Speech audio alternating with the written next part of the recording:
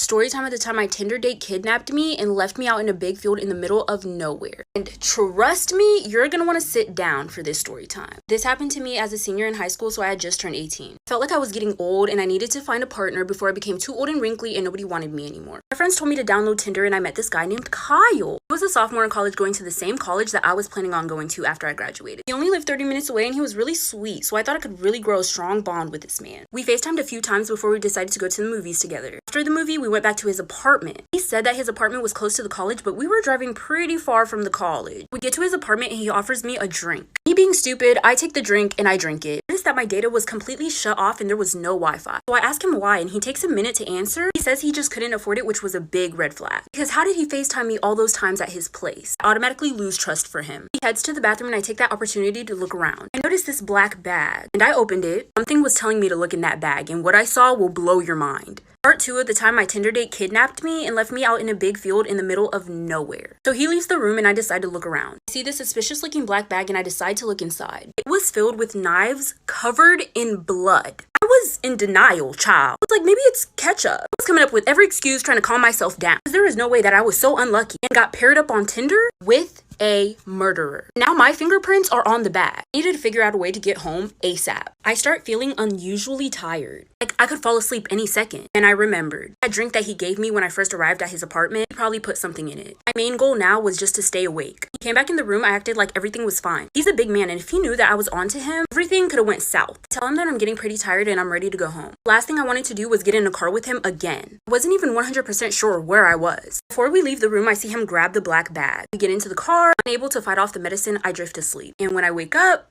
we were on a deserted road surrounded by big fields. Part 3 of the time my Tinder date kidnapped me and left me out in a big field in the middle of nowhere. Forgot to mention in the last part, after he grabbed the black bag when we were about to leave, I asked him why he was grabbing it. He said he was going to drop it off to a friend after he dropped me off back home. Which was a fat lie, and here's why. Once I wake up, I notice that we're on a deserted road surrounded by big fields. I instantly started to freak out because I knew that you did not have to pass these big fields to get back to my house. I was getting kidnapped and there was nothing that I could do. He looks over, notices that I'm awake, and looks right back at the road. I try to calm down so things don't get hectic because like I said, he was a big man. Then I ask him where we're going. He just tells me to go back to sleep. Yeah, like, let me just take a nap right now in the car with a stranger who has a bag full of knives, taking me to an unknown location. What a good idea. Obviously, I did not go back to sleep. I had to think of a plan. Little did Kyle know, I always keep a taser in my purse, no matter where I'm going. It was literally my last resort. There was nothing else that I could do. I had to single-handedly take him out, and that's what I did. Quickly reached into my purse, got my taser, and tased him in the face. And that's when things went south. Part 4 of the time my Tinder date kidnapped me and left me out in a big field in the middle of nowhere. So we're in the car and I tase him in the face with my taser. And once I realized that I had access to my taser, I knew that he was not very smart. Because he put something in my drink and I passed out. Which means he could have looked at my personal belongings and seen the taser. But he didn't. So after I tase him in the face, he swerves the car. He grabs me by my hair. So I take off my seatbelt, turn to him, put my legs up, and start kicking. Now I don't have very much arm strength, but these legs gonna kill you. At this point, he's not even driving anymore. The car is going full speed by itself. So as I'm kicking him in the face, he reaches for the black bag which was on his lap. That's when I did.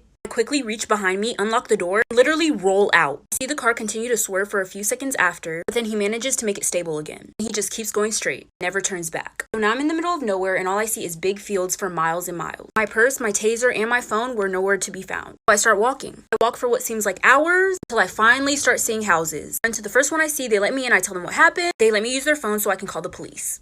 Part 5 of the time my Tinder date kidnapped me and left me out in a big field in the middle of nowhere. So now I'm in someone's house and I'm safe and they let me call the police. Police arrive and then I tell them what happened. I gave them a description, I told them everything that I could remember from that night. And I showed them his Tinder page. One of the officers go back to their car. And when they come back, they let me know that his name is not in the system. And at that point, I'm confused. Because did this man fake his identity as well? The police officers ask me where I live and I let them know. And they go, wow, that's pretty far from here. And so I'm like, how far? They answer, about 3 hours away. So that means I was knocked out in his car for 3 hours. I knew we were in the car for 3 hours because going to his apartment did not feel like an hour drive. He was driving for 3 hours. At that point, I'm spooked. And I just want to go home. So the police officers take me home and they told me they'd do more background checks on him and call me and let me know. I got a call like a week later and they told me his real name was Jason. He wasn't in college. He was wanted in Texas for kidnapping some other girls. Story time on how I found out my best friend was 5 months pregnant with my boyfriend's baby. And not only was she pregnant by my boyfriend, no, she was obsessed with me and tried to replace me. Seats included. Strap in. Forgot to mention, my best friend is 16, my boyfriend is 18, and I am 17. So me and my best friend would have been friends for 2 years. Me and my boyfriend had only been dating for like 3-4 months. I told my best friend everything about my relationship. He knew about every single argument, every single breakup. Eventually it got to the point where we all three would hang out with each other. I was extremely close with my boyfriend and my best friend. They were basically the people closest to me in my life at that time. We all started telling each other everything. But it started to get weird when I noticed that some things I told my best friend, my boyfriend would all of a sudden know about, and some things I only told my boyfriend, my best friend would all of a sudden know about. Which means that they were communicating without me knowing. So, that's suspicious. At one point, we all went to this party together. They all of a sudden just disappear, and I'm looking for them for like half an hour, calling, texting, no response. So I start asking people. This one specific person said, "Oh, I saw them go upstairs,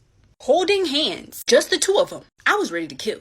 Part two of how I found out my best friend was 5 months pregnant with my boyfriend's baby. Not only did she get pregnant by him, no, she was obsessed with me and tried to replace me. So we're at the party and my boyfriend and my best friend are nowhere to be seen. So I ask around and someone tells me that they saw them go upstairs together. So upstairs I go. I see my boyfriend and he's just talking to some friends. Well, I'm like, we all friends. I want to talk too. Where the fuck were you? He's like, "Oh, I was just up here, chilling with the homies." We're all standing in front of a door, and then I see my best friend walk out of the bathroom that's right across that door. At the time, I didn't really put the pieces together that they just got freaky. But several months after the party, I did start to realize something. My best friend was gaining weight. Everybody else noticed it too. And during these months, my boyfriend also got a new job. We couldn't see each other as much. Like I said, everyone noticed that my best friend was gaining weight. And rumors started to spread that she was pregnant. But no one knew who was the dad. Like I said, me and my best friend told each other everything. So if she was going to tell anybody who the baby daddy was, it would have been me. But I had no clue. She said she was just gaining weight. She texted me and asked if me, her, and my boyfriend could all meet up somewhere to talk. That talk did not end well. Stay tuned for part 3. Part 3 of how I found out my best friend was 5 months pregnant with my boyfriend's baby. Not only was she pregnant, she was obsessed with me and tried to replace me. Receipts included, child. Okay, so rumors are going around that my best friend is pregnant. She texts me and says she wants me, my boyfriend, and her to all meet up somewhere. All 3 of us have not hung out together in a while, so I was down. So we meet up at her house. Her parents weren't home, we had the house to ourselves, so it was just the best place to meet up. So when I get there, my boyfriend and my best friend are already sitting on the couch. I cannot believe my eyes, child. This girl had a pregnancy test in her hand. I was like, "Put that shit away. I'm not fucking playing with you right now. Put that shit away." He basically tells me that it's exactly what it looks like. Told me that it happened at the party. By this time, it was April. I'm thinking, child, that's 5 months. They was mute for 5 months. I was dating this man who is 18, about to be 19, and got my just turned 16 best friend pregnant. But she wasn't apologetic. Good sis was laughing. Something was funny, or she planned this shit all along, which was proven right after I got this text message from her after I blacked out and woke up in jail. Pause to read. There's a lot of curse words, so the rest will be on my Instagram. This is a highly requested story time of the second time that I encountered the KKK. The first story time I posted about my first encounter, a lot of people in the comments were saying that I was lying or I was just making it up. Something as serious as the KKK is not something to ever joke about. I have done so much activism and still continue to do activism on my platform that I would never make up something like this. To my viewers know that I live in a really racist area. This is not a surprise. Just keep in mind that calling out people's experiences and saying that they're fake or they're lying can make it hard for other people that have experienced things like that as well to come out about their stories too. In this encounter, I actually did take pictures. I had pictures of my old iPhone 6, but now it's broken. I don't have any access to any of the pictures in that phone anymore. When it did happen, I posted those pictures on my Snapchat story. There's people out there that know that shit actually happened. Anyways, let's get started. So it was literally in the exact same area as it was last time. That creepy old rundown gunpowder factory in the middle of the night. Instead of being with my sister, I was actually with my mom this time. And we were going to pick up my older brother from work. He worked really late for whatever reason. Instead of coming out of the woods like last time, they were just standing there. Part 2. This is the second time that I encountered the KKK. So like I said, it was the middle of the night and I was driving with my mom to go pick up my older brother from work. Where he worked, we also had to drive past that abandoned gunpowder factory. But this time, the KKK wasn't even trying to hide. They were just there, literally standing in front of the building, but then on the other side of the road, there was more of them. People asked me last time how I knew it was the KKK. Y'all, they were wearing hoods. They had their white hoods on. They were not trying to hide. They were trying to make their presence known for whatever reason. And so obviously me and my mother speed past. We're like talking about it in the car, and then we go pick up my older brother. When we go to pick him up, we tell him what happened. And he goes, "I want to see it for myself." I was like, "You're not seeing shit because we're going a different route." I would be past them again willingly. So we go ahead and call the police and tell them that we just saw the KKK. They said they would check the area out. We were supposed to like meet the police around that area. We could tell them exactly where we saw them. But when we got there, they told us that they had arrested somebody, but they weren't in like a white hood. Just a regular person, but they had a gun. I don't know if that person was a KKK member, but we went home safely after that. This is the time I fought my mom because her boyfriend was touching me in my sleep and she defended him. I was 16 when this happened. I'm 20 years old now. He was touching me, she knew about it, and she didn't do anything. Yes, they're still together till this day, and no, I do not talk to either of them. Let's get into it. So my mom had just recently divorced my dad, and so she got a new boyfriend. His name was 𝙬𝙤𝙧𝙚. Now let me tell you, I was not rocking with 𝙬𝙧𝙧 from jump because he was always a little too touchy. If I sat down next to him, he'd squeeze my knee, he would sneak up behind me and rub my shoulder, and when he would hug me, his hands would go a little too far down my back. Whenever he would come over, I'd just stay in my room. But one night, it was like damn near midnight. Mind you, I'm asleep because I don't play by my sleep. I wake up suddenly because I had a feeling somebody was in my room. So I turn on my lamp that's on the side of my bed. When I turn around, I see 𝙬𝙧𝙧 in my room with his back turned towards me, trying to sneak out of my room. But not only was he trying to sneak out of my room, he had my panties in his hands. So I look under my covers, and sure enough, my panties are gone. Part 2 gets even worse. This is part 2 of when I fought my mom because her boyfriend was touching me in my sleep and she defended him. So I suddenly woke up in the middle of the night to see him trying to sneak out of my room with my panties in his hands. Instant tears started flooding my eyes because I knew what he had done. And I knew that if I told anyone, no one would believe me. Because like I said, I didn't like him from jump because he was always too touchy. And I told my mom how I felt that way and she told me that I need to start wearing less revealing clothes. But back to what I was saying. Once that motherfucking low life ass piece of shit notices that I woke up, he runs out of the room and then I hear him leave through the front door. So I quickly get dressed so I could go tell my mom what happened because I didn't know what else to do. I wake her up and go, "Ma, 𝙬𝙧𝙧 just touched me in my sleep." He says, "Girl, stop making up these little fantasies in your head to go back to sleep." So I told her, no, I woke up in the middle of him trying to leave my room with my panties in his hands, and once he noticed that I saw him, he left through the front door. Then she gets mad at me and starts yelling at me and says, and I quote, "I don't need you running men out my house." That's crazy because my dad was her 5th husband, 𝙬𝙧𝙧 was about to be her 6th. If anybody was running men out this house, it was her. I'm tired of her BS at this point. She's yelling all up in my face, and so I shove her. This is where it gets crazy.